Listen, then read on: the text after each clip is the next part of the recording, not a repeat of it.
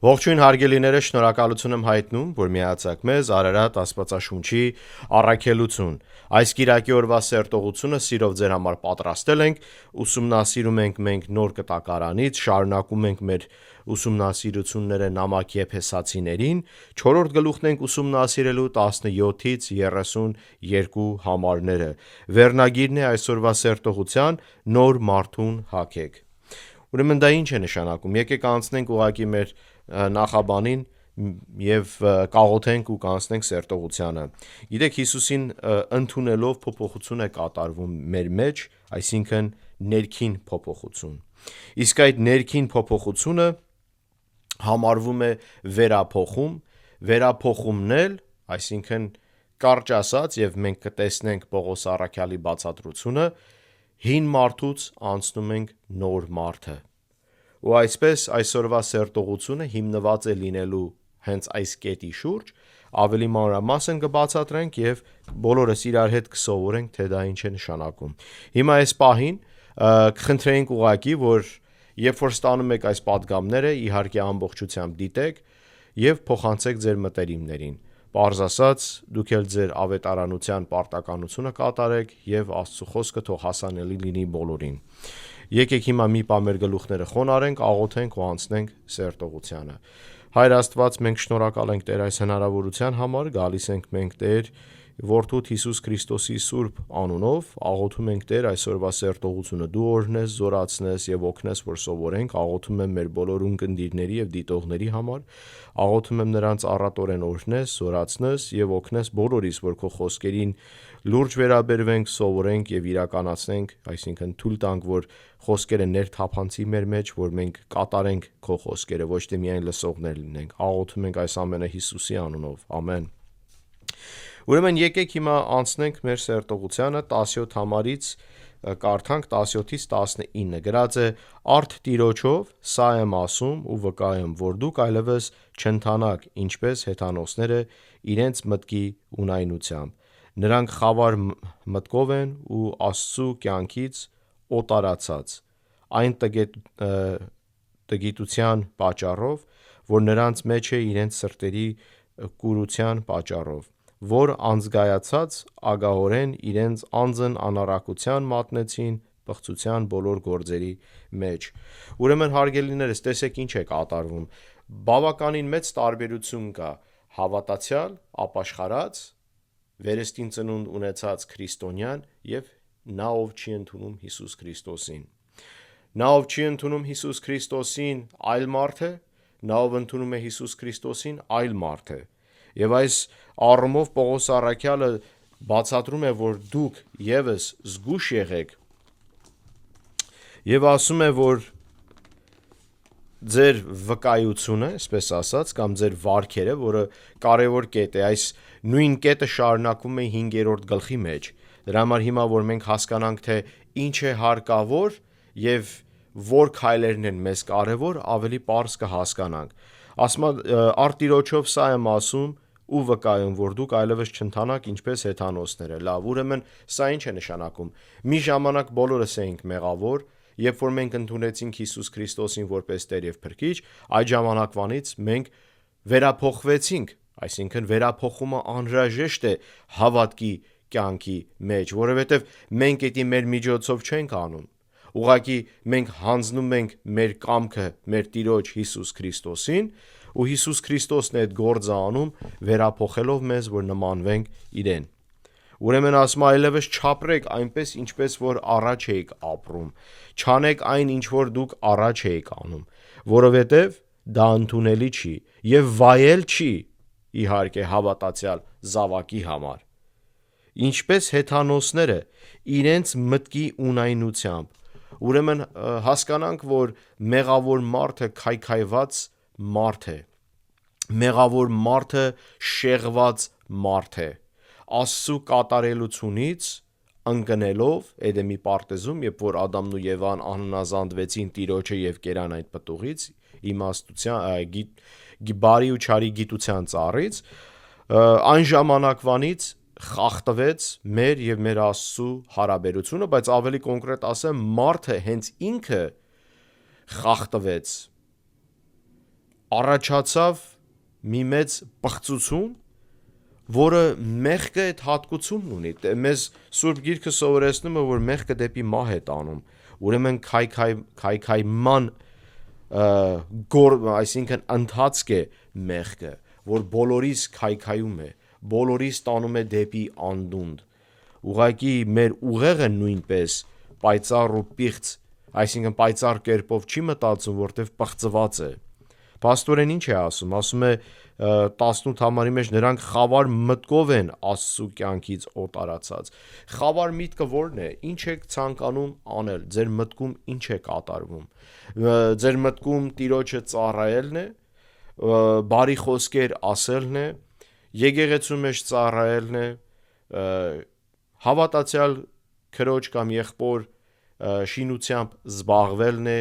դեպի, այսինքն կառուցողական եւ աստվածավայել խոսքեր օգտագործելով,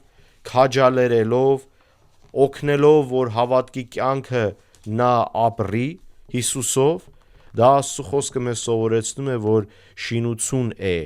այսինքն մենք օգնում ենք հավատացյալին, որ իր ընթացքը կատարի եւ կատարի առանց խոչընդոտների։ Եվ տեսեք, եթե այդ հարցի շուրջ մենք կենտրոնանանք մի պահ, կարող ենք ասել, մեր վարքերով մենք կարող ենք մարդկանց արգելք լինել, նույնիսկ որ Տիրոջ կամքին եւ ընթացքին նորմալ եւ ճիշտ կերպով առաջադիմեն։ Եվ ասում է օտարացած են այն տգետության պատճառով, որ նրանց մեջ իրենց սրտերի կուրության պատճառով։ Այսինքն հասկանանք, որ տգետությունը ո՞րն է, որ ճշմարտությունը ավետարանի չգիտեն։ Այսինքն իրենք Աստծո խոսքը չգիտեն, իրենք չգիտեն Հիսուս Քրիստոսի մասին։ Նրանք չգիտեն, թե ինչ բան է փրկությունը, եւ այդ տգետության պատճառով նրանց ուղեղը քայքայված է, քանի որ նրանք մեղքի մեջ են, եւ իրենց ամբողջ էությունը, մեղավոր էությունը դանում է դեպի քայքայման։ Պաստորեն իրանց տգետության պատճառով, ինչի տգետությունը, այսինքն ավետարանի չիմացության տգետության մասին է խոսում։ Չիմանալով նրանք մեղքի մեջ են, մեղքն էլ տանում է դեպի քայքայման, դեպի կորսյան։ Ուրեմն որ անզգայացած ագահորեն իրենց անձը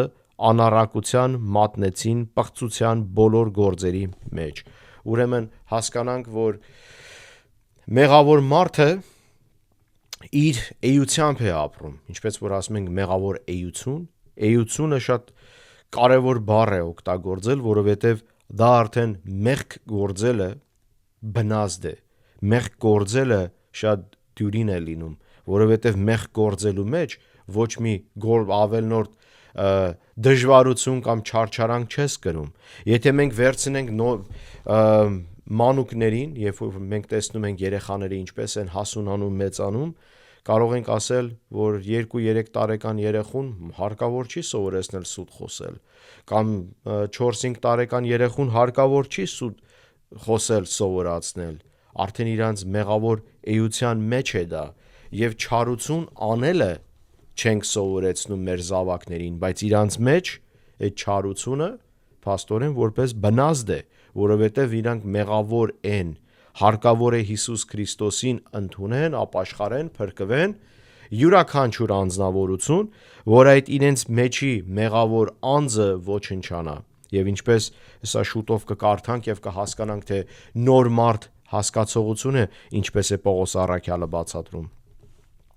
Ասում է, բայց դուք Քրիստոսի կողմից այդպես չուսուցանվեցիք, որովհետև դուք լսեցիք նրա մասին ու նրանով սովորեցիք այն ճշմարտությունը, որ Հիսուսի մեջ է։ Ուրեմն հարգելիներս, Պողոս առաքյալը մեզ ինչ է սովորեցնում, ասում է դուք այդպես չեք, որովհետև դուք արդեն գիտեք Աստծո խոսքը, դուք գիտեք ավետարանը, դուք գիտեք Քրիստոսի բոլոր ուսմունքները, դուք գիտեք Քրիստոսի բոլոր վարդապետությունները, ինչպես որ ձեզ տրվեց, ինչպես որ դուք սովորեցիք, եւ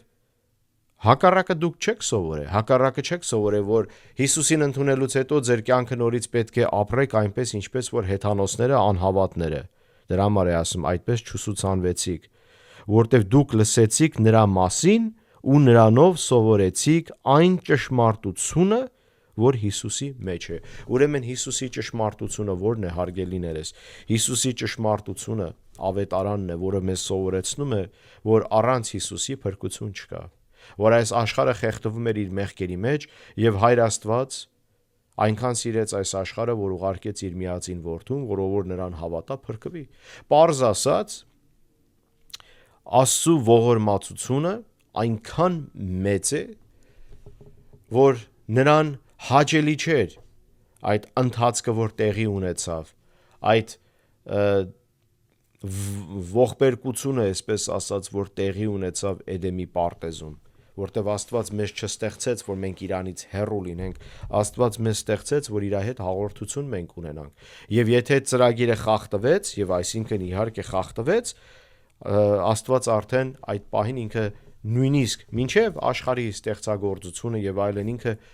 պարզ այդ ծրագիրը ուներ եւ պատրաստ էր կատարելու այն։ Հիմա շատերը կարող է շատերի մոտ հարց առաջանալ, ինչու Աստված ստեղծեց մարդկությանը, եթե գիտեր, որ մարդ պետք է ընկներ։ Շատ հետաքրքիր հարց է եւ կարծում եմ, որ տրամաբանական հարց է, երբ որ մենք Աստծո խոսքը կարդում ենք, ուզում ենք իհարկե հասկանանք եւ տեսնենք, թե Տերը մեզ ինչ ունի սովորեցնելու։ Չէ, ինչ կապ ունի տրամաբան է, տրամաբանական չի, հասկանալի է, հասկանալի չի։ Եկեք հասկանանք այսպես, եկեք այս հարցը այսպես ներկայացնենք։ Ուրեմն տեսեք, Աստված մեզ տվել է ազատ կամք։ Եվ ազատ կամքը իրականացնելու համար պետք է որոշումներ լինի, չէ՞։ Այսինքն մենք պետք է որոշումներ ունենանք, կարողություն որոշումներ կատարելու։ Եվ Աստված ստեղծում է, այսինքն ստեղծել է մարդուն, որ ունենա ազատ կամք եւ ազատորեն իրեն ընդունի, ոչ թե ռոբոտի նման, ոչ թե իր կամքից դուրս, քանի որ Աստված բռնակալ չի, որ մեր կամքից դուրս ինքը ինչ-որ բաներ թելադրի։ Ինքը սպասում է, որ մենք բոլորս հասկանանք, իհարկե այս պահին նոր ուխտի մեջ, գիտենք, որ Սուրբ Հոգին է մեր սրտի վրա աշխատում, որպեսզի մեր սիրտը, նա ասում է, թակում է եւ պարզ ասած մենք պետք է պատասխանենք եւ պատասխանենք դուռը բացենք Հիսուսի ներս ընդունենք մեր սրտում։ Բայց երբ որ մենք չընդունենք Հիսուսին, նորից ասեմ, ազատ կամք ունենք, մենք ենք որոշում, բայց Սուրբ Հոգին է մեր վրա գործ իրականացնում, աշխատում, որպեսզի մենք գանք այն կետին, այն հասկացողության, որ առանց Հիսուսի կյանք չկա։ Առանց Հիսուսի փրկություն չկա։ Ուրիշ կրոն մեզի փրկություն չի տալու, այլ միայն Հիսուս Քրիստոսն է եւ հավատքն է Հիսուս Քրիստոսի մեջ, որ մեզ փրկություն է տալու։ Ուրեմն նորից կարդանք, բայց դուք Քրիստոսի կողմից այդպես չուսուցանվեցիք, որովհետև դուք լսեցիք նրա մասին ու նրանով էլ սովորեցիք այն ճշմարտությունը, որ Հիսուսի մեջ է։ Հիմա հասնենք գլխավոր կետին։ Հանեք ձեր վրայից հին ընթացքն ունեցող մարդուն, որ ապականված է խաբուսիկ ցանկություններով, եւ ձեր մտքով ու հոգով նորոգվեք ու նոր մարդուն հագեք, որ Աստծո պատկերի համաձայն է ստեղծված, ճշմարտությամբ եւ սրբությամբ, որ արդարությունից է։ Ուրեմն նորից հանեցեք ձեր վրայից հին ընթացքը։ Հիմա եկեք ուսումնասիրենք այս կետերը հերթով։ Ուրեմն այս համարների մեջ 22-ից մինչև 23 համարի մեջ է բացատրությունը կատարում ու հերթականորեն իհարկե կարդում ենք։ Հանեցեք ձեր վրայից հին ընթացքը ունեցող մարդուն։ Հին մարդը մեղավոր անձնավորությունն է։ Հանեցեք ձեր վրայից նշանակում է, որ մենք ընդունում ենք Հիսուսին նախ եւ առաջ, ճանաչում ենք, որ մենք մեղավոր ենք եւ ընդունելով Հիսուսին ինքնաբերաբար պարզապես այդ հին մարդու ցանկությունը մեր մեջից պետք է հեռանա։ Այսինքն, երբ որ մենք մեղքի մեջ ենք, ցանկություններ ունենք մեղավոր կյանքին համաձայն, բայց երբ որ մենք ընդունեցինք Հիսուս Քրիստոսին, այլևս այդ ցանկությունները մեզ չեն հետաքրքրում։ Եվ դա է ապացույցը փրկված անձնավորության, եւ նա ով ուղակի շուրթերով մի բան ասեց, բայց իր սրտում վերափոխում չառաջացավ։ Այսինքն մեզ նամակ Հռոմեացիներին 10-րդ գլուխ 9-ից 11 համարները պարզ է բացատրում, որ ասում է սրտով ենք մենք հավատում, որ արդարանանք, իսկ բերանով ենք խոստովանում մեր շուրթերով, որ ապաշխարենք, որ դավանենք ու փրկվենք մենք։ Եվ հիմա այս պահին 11 համարի մեջ էլ ասում է, ով որ հավատա Հիսուսին կփրկվի։ Ինչ է հարկավոր։ պտուղը, այսինքն ապացույցը ապաշխարած անձնավորության իր վարքերի մեջ է, իր ցանկությունների մեջ է, իր մտքի բոլոր այդ կատարվածությունների հետ է կապված, ինչ է կատարվում ձեր մտքում, ինչ ցանկություններ ունեք, իսկ եթե գիտակցում եք, որ կարող է ձեր մտքում ինչ-որ պիղծ միտք առաջանա, հասկանում եք, գիտակցում եք դա, որովհետև եթե գիտակցում եք, ուրեմն հասկացեք, որ Սուրբ Հոգին է ձեր մեջ, ձեզ նա հանդիմանում է և ձեզ նա առաջնորդում է, Սուրբ Հոգու գործն է դա, և ավելին ասեմ, երբ որ մենք ընդունում ենք Հիսուս Քրիստոսին, ապաշխարում ենք, վերստին ծնունդ ունենք, այստեղ այդ վերստին ծնունդ հասկացողությունը, որ Հիսուս Քրիստոս ավետարանների մեջ մենք, այսինքն քարոզել է նա, սովորեցրել է այդ վարդապետությունը և տեսնում ենք ավետարանների մեջ,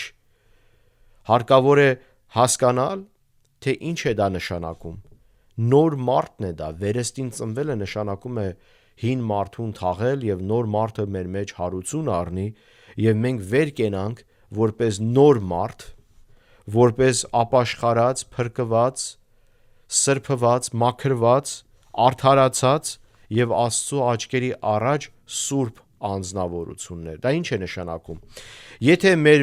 մեղքերը մաքրված չլներ և վերափոխում, այսինքն ամբողջությամբ ներված չլինենք, մենք չենք կարող ունենալ Սուրբ Հոգին,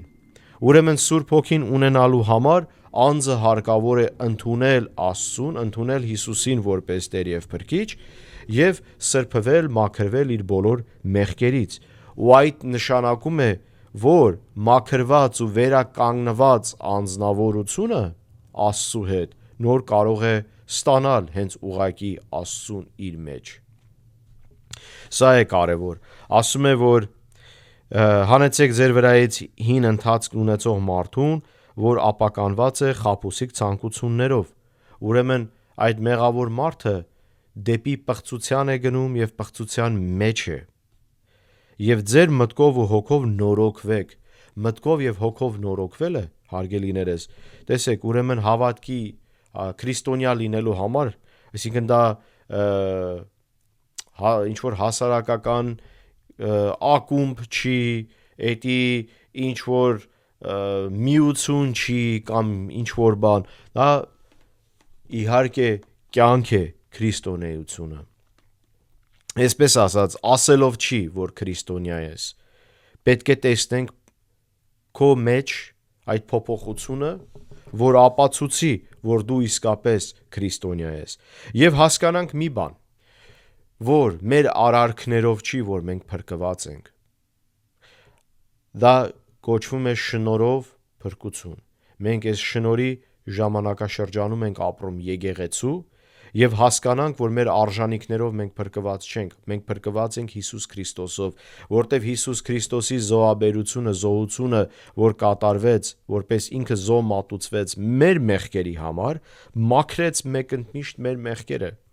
քանի որ տեսեք, Աստծու բանաձևը հետևյալն է, երբ որ Ադամն ու Եվան մեղք գործեցին, նրանք տերևներով և այլն փորձեցին ծածկվեն իրենց ամոթը, այսինքն ամոթալի մասերը մարմնի պարզ ասած, բայց Աստված նրանց ինչ արեց նրանց համար, այսինքն մորթուց կարեց զգեստ տվեց նրանց,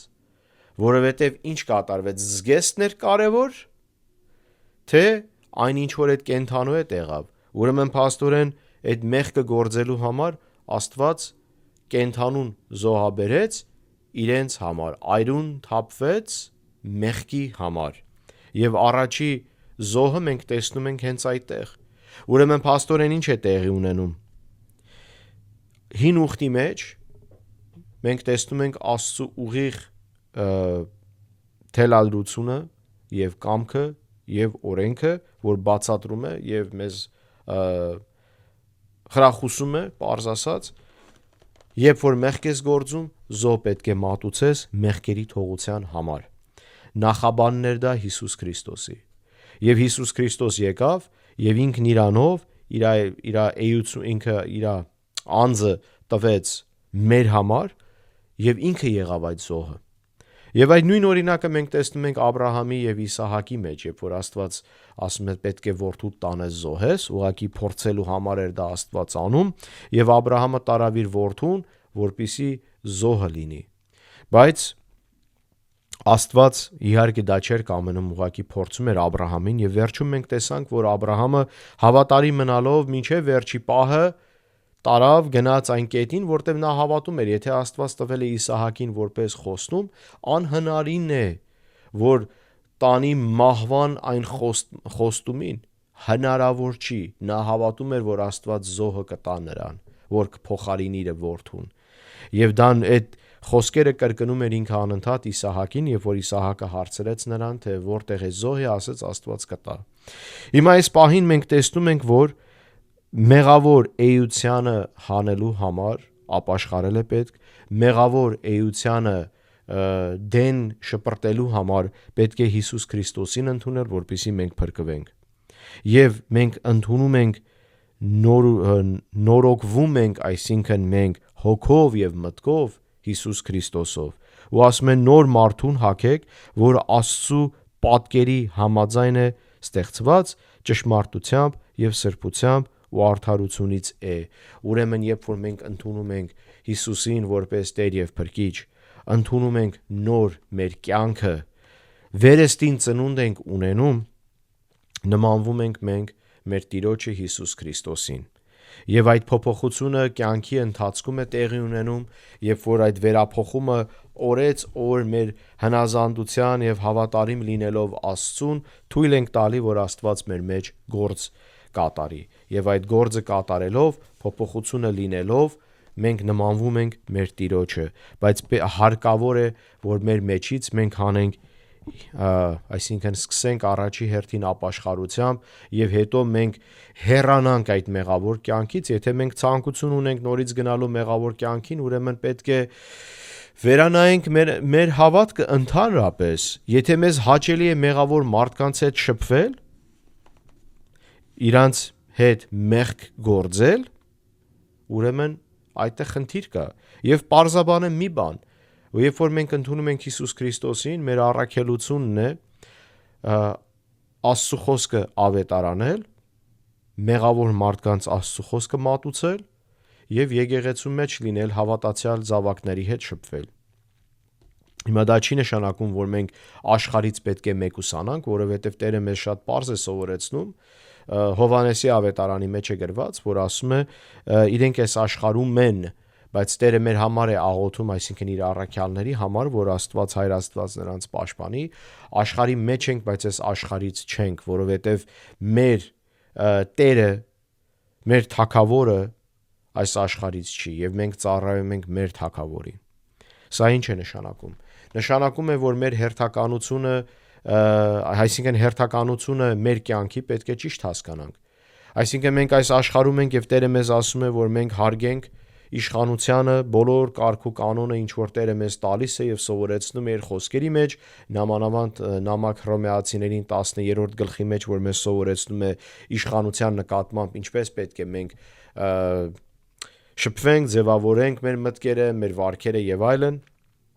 Ամենայն դեպս մենք նաեւ գիտենք, որ երբ որ Աստծուն հակառակ օրենքներ է դուրս գալի, մենք առաջինը ծառայում ենք մեր Տիրոջը, ոչ թե պետությանը, ոչ էլ իշխանությանը։ Իհարկե մեր համար կարևոր է, որ մենք Աստծու կամքը կատարենք եւ մեղավոր մարդկանց չհետևենք եւ մեղավոր կամքը եւ մեղավոր էություններին չծառայենք։ Ուրեմն այսպես անցնենք 25 համար գրած է արդ սուտը դեն նետելով թող յուրաքանչյուր ոք ճշմարտությունը խոսի իր ընկերոջ հետ։ Սա էլ իհարկե Պողոս առաքյալը մեջ բերում է Զաքարիայի 8-րդ գլուխ 16 համարից, քանի որ միմյանց անդամներ ենք։ Եթե բարկանանք, մի մեղաչեք, թող արեգակը ձեր բարկության վրա մայր չմտնի եւ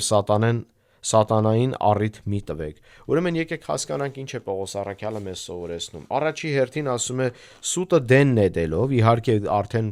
որ մենք հին մարդուն մեր վրայից հանել ենք, նոր մարդուն ենք մենք ընդունել, նոր մարդն ենք մենք հագել, նշանակում է նորոգվել ենք մենք, արդարացած ենք Հիսուս Քրիստոսով եւ ունենք Սուրբ Հոգին։ Ուրեմն սուտ խոսելը, այն վարքերը, որ հակառակ են մեր Տիրոջը, չպետք է լինի մեր մեջ, եւ յուրաքանչյուր ոք ճշմարտությունը խոսի իր ընկերոջ հետ, այսինքն հավատացյալների հետ եւ ընդհանուր ժողովրդի հետ ճշմարտությամբ մենք խոսենք, սուտը չխոսենք եւ ինչպես որ ասեցինք մի քիչ առաջ, որ շինության խոսքերով զորացնենք եւ ամրապնդենք մեր հավատացյալ եղբորը եւ քրոջը, ուղղելով նրան դեպի Հիսուս եւ զորացնելով նրանց Աստծո խոսքով։ Եվ քանի որ միմյանց անդամներ ենք, այսինքն եկեղեցու մասին է դա խոսում, եւ իհարկե այս հատվածը եւ թե անհավատների մասին կարող է վերածվել եւ հավատացյալների, այսինքն ինչ նկատի ունենք, ճշմարտությունը միմիայն պետք է մեր բերանից միմիայն ճշմարտություն պետք է դուրս գալ։ Եթե մենք սուտը խոսենք եւ հին մարդու վարքերով շարժվենք, պարզ ասած, ուրեմն այնտեղ մի բան ինչի։ Ուրեմն պետք է մենք վերանայենք մեր հավատքը, վերաքննենք մեր հավատքը, վերաքննենք մեր էությունը եւ տեսնել, թե իսկապես մենք ընդունել ենք Հիսուսին որպես Տեր եւ Փրկիչ, թե ոչ։ Եվ այս բանին ասում է, եթե բարկանաք, այստեղ կարևոր կետ կա, որովհետեւ այստեղ մեզ բանաձև է տալի Պողոս առաքյալը ճիշտ հասկանալու եւ հերթական գիտության խոսքեր են, որ մեզ տալիս է իրականությունը այդ գիտության իմաստությունն է։ Ուրեմն ասում է, եթե բարկանաք, ուրեմն բարկանալը նորմալ էմոցիա է, նորմալ իրավիճակ է մարդու համար, բարկանալու ենք, բայց հարցը հետևյալն է, մեղանչելու ենք, թե ոչ։ Հիմա բոլորս էլ կարող ենք վերհիշենք պահեր, երբ որ մենք բարկացել ենք ու միգուցե մեղքել ենք գործը, թե խոսքերով, թե արարքներով։ Բայց ինչ է ասում է, եթե բարկանաս, մի մեղանչեք։ Բարկանալը կարելի է, մեղանչելը ոչ։ Եվ ասում է, թող արեգակը ձեր բարկության վրա մայր չմտնի։ Այդ բարկությունը եթե մեր մեջ մնա, ավելի էփվում է եւ բավականին վատ հետքեր է թողելու։ Եվ երբ որ մեր մեջ մեղքը սկսում է աճել եւ զորանալ, արմատավորվել, 27 համարի մեջ գրած է եւ սատանային առիթ մի տվեք։ Ուրեմն մեղքը այս դեպքում բարկության մասին է խոսքը, բայց բոլոր մեղքի մասին կարելի է խոսալ։ Այսինքն նորից ասենք, բարկությունը մեղքը չի, մեղանչելն է, ինչ որ դուրս է գալի բարկությունից, թե խոսք, թե արարք։ Ուրեմն մեղքը եթե մեր մեջ զորանում է, աճում է եւ մեծանում է, Պողոս առաքյալը մեզ սովորեցնում է, որ դա նշանակում է սատանային մենք առիթ ենք տալիս։ Եվ նա ասում է Պողոս առաքյալը 28 համարի մեջ, նա ով գողանում էր, թող այլևս չգողանա, ավելին, թող աշխատի իր ձեռքերով բարիք գործելով, որպեսզի կարիքավորին տալու բան ունենա։ Ձեր բերանից թող ոչ մի վատ խոսք դուրս չգա, միայն այն, որ բարի է, հավատի, շինության համար, պիտանի, որպեսզի շնորհ տա լսողներին։ Նորից ասեմ, յուրաքանչյուրս էլ կարող ենք ունենալ խնդիրներ, բարկության խնդիրներ, սխալ խոսքերը կամ վատ խոսքեր օգտագործելու մեջ։ Հարկավոր է, որ ուշադիր լինենք, եւ հարկավոր է, որ մենք այս վարքերը տեսնելով եւ հասկանալով մեր մեջ աշխատենք, աղոթենք, բերենք Տիրոջը, որ Տերը աշխատի մեր վրա եւ մեզ վերափոխի։ Եթե կա մեր մեջ մեղք, այդ մեղքը պետք է վռնդել, այդ մեղքը պետք է հանվի մեր մեջից։ Եվ սկսվում է առաջի հերթին գիտակցությամբ։ Գիտակցում ենք, թե ոչ։ Սա է հարցը։ Եվ հետո ասեմ պարզապես կարող ենք մենք այս բոլոր կետերը իհարկե աղոթքի բերել։ Տիրոջը խնդրել, Տեր, մեր մեջ կա բարկություն, օգնիր մեզ, որ ավելի մենք սիրով լցված լինենք կամ ավելի հանգիստ լինենք, խաղաղություն ունենանք մեր մեջ եւ հասկանանք, թե այդ բարկության աղբյուրը որտեղից է։ Գիտեք, արտահայտություն կա արդարացած բարկություն, որ մենք տեսանք Հիսուս Քրիստոսի մեջ, երբ որ տեսավ ինչ է կատարվում տաճարի մեջ, վաճառականների կողմից շուռ տվեց նա սեղանը եւ այլն, այդպիսի բարկությունը, որը տանում է դեպի արդարացած քայլերին, մենք տեսնում ենք Հիսուս Քրիստոսի արարքներով, որ դա կարելի է, բայց բարկությունը, որը տանում է մեղքի, անկարելի է։ Հիմա 30 համարի մեջ էլ գրած է եւ մի տրտմեցրեք Աստծու Սուրբ Հոգուն, որով կնքվեցիք փրկության օրվա համար։ Ամեն դառնություն, բարկություն, սրտմտություն, աղաղակ եւ հայոյություն թող վերանա ձեզանից ամբողջ։ Չարությամբ հանդերձ։ Ուրեմն հիմա եկեք տեսնենք ինչ է ասում։ Ինչպես է լինում տրտմությունը Սուրբ Հոգու։ Քանի որ մենք բացատրեցինք այս սերտողության մեջ, որ կամ ուսումնասիրեցինք իրար հետ եւ հասկանում ենք, որ երբ որ ընդունում ես Հիսուսին որպես Տեր եւ Փրկիչ, ստանում ես Սուրբ Հոգին։ Վերստին ծնունդ ունենալուց հետո, ապաշխարելուց հետո, այսինքն երբ որ մենք կատարում ենք այդ արարքը, գիտենալով, որ մենք մեղավոր ենք, մենք փրկության պետքություն ունենք, ընդունում ենք Հիսուսին որպես Տեր եւ Փրկիչ, մենք ընդունում ենք նրան որպես մեր Տեր եւ Փրկիչ ու հենց այդ պահին մենք ստանում ենք Սուրբ Հոգին։ Եթե ապաշխարությունը իհարկե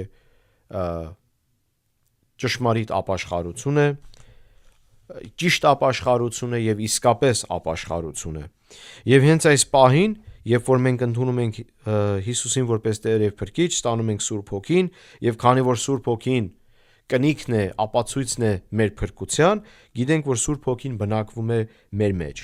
Դրա համար ասում է՝ մի տրտմեցրեք Աստծու Սուրբ Հոգին, որով կնքվեցիք փրկության օրվա համար։ Եվ մենք գիտենք, որ փրկվելուց հետո ստանում ենք Սուրբ Հոգին, դա կնիքն է մեր փրկության, եւ մենք նաեւ հասկանում ենք, որ այն ինչ որ անում ենք դեմ Աստծուն, տրտմեցնում ենք մենք Սուրբ Հոգուն։ Եվ ինչով, այն արարքներով, որի մասին որ խոսեցինք։ Սրտմտություն, աղաղակ եւ հայոյություն թող վերանա ձեզանից։ Ասում է ուրեմն դառնություն, բարկություն, այսպիսի վարքեր անկարելի է եւ այսպիսի վարքերին էլ եթե մենք անդրադառնանք այն ինչ որ Պողոս առաքյալը մեզ սովորեցրեց 26 համարում եւ 27 համարում, գիտենք, որ եթե մենք մեղքին տեղ ենք տալի, ուրեմն տեղ ենք տալի սատանուն։ Եվ դա շատ կարևոր կետ է մեր համար ուսումնասիրելու, որովհետև մեղքը մեր մեջ չպետք է արմատավորվի, որ թշնամուն մենք առիթ տանք։ Եվ ինչ հետաքրքիր է, չէ՞, կյանքում նույն ձևի է աշխատում այս բանաձևը, չէ՞, երբ որ մենք թշնամուն, աշխարհիկ թշնամուն, եթե առիթ տանք, թշնամին կտեղավորվի եւ կգրավի մեր տարածքները, կգրավի, կվնասի մեզ եւ այլն եւ այլն։ Ուրեմն հոգեվոր պատերազմը նմանվում է այս իրական աշխարհիկ պատերազմներին էլ նույնպես։ Պետք է հարկավոր է աչալուրջ լինենք եւ տեղ չտանք թշնամուն, որ թշնամին ընդհանրապես կատարի ոտնձգություններ, առաջադիմի եւ մեր մեջ արմատավորվի եւ մեզ տանի դեպի կործանման։ Ուրեմն վերջի համարն էլ 32 համարն էլ գրած է միմյանց հետ քաղցր եղեք, գթած միմյանց ներելով, ինչպես որ Աստված էլ Քրիստոսի միջոցով ձեզ ներեց։ Խոսքը իհարկե կարող ենք մենք ասել բոլորի մասին է, բոլորին է վերաբերում, հավատացյալ թե ոչ հավատացյալ, որտեղ այդ վարքը հավատացյալի վարք է ներողամիտ լինելը, բայց նամանավանդ եկեղեցու հավատացյալ զավակների նկատմամբ։ Ուրեմն հարգելիներս, ինչ ենք մենք այսօր սովորել, ամփոփենք, որ նոր մարդը պետք է մենք ընդունենք Հիսուսին որպես Տեր եւ Փրկիչ, մեր վարքերը պետք է չափած ձևած լինի, մեր խոսքերը չափած ձևած պետք է լինեն եւ հարկավոր է որ մենք չկատարենք այն, ինչ որ կատարում ենք մենք մեր անհավատ ժամանակում, մեր անհավատ մեղավոր էության ընթացքում, նամանավանդ երբ որ Սուրբ Հոգին կնիքն է մեր փրկության եւ Սուրբ Հոգին քանի որ բնակվում է մեր մեջ, չտրտմենք մենք Սուրբ Հոգուն։ Աղոթում եմ, որ այս Սերտողությունը ձեր համար օրհնանք էր, Աստված ձեզ թող օրհնի։ Ամեն։